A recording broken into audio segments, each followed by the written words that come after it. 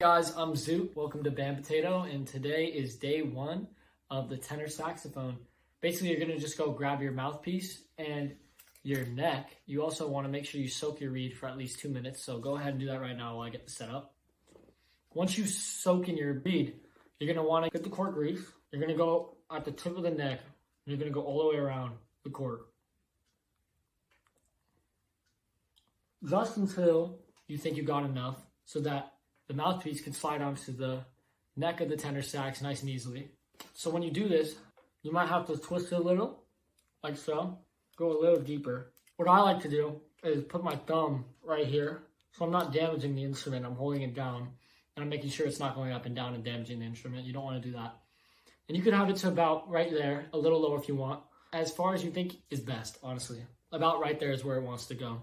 And once you soak in your reed for 2 minutes is when we're going to place the reed on the mouthpiece. You want to get your ligature. What I like to do is, sometimes I put the ligature on first, but I'm not going to do that today because I've done it for a while. So we're going to line up the mouthpiece and the reed. You want the reed, you want it to be barely seen. See how there's that light sliver up top? That's how you want it to be. You want to line it up perfectly right there. Once you do that, you're going to get your ligature, put it right on top, make sure it's nice and snug.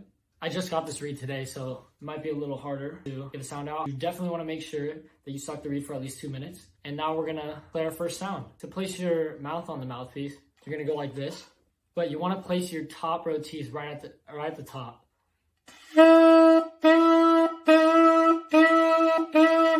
You're basically saying two, two, two. You just want to make sure it's not gargly. If it's gargly, that means your mouthpiece is probably not on all the way. And yeah, that's basically it. That's the first sounds on your tenor sax.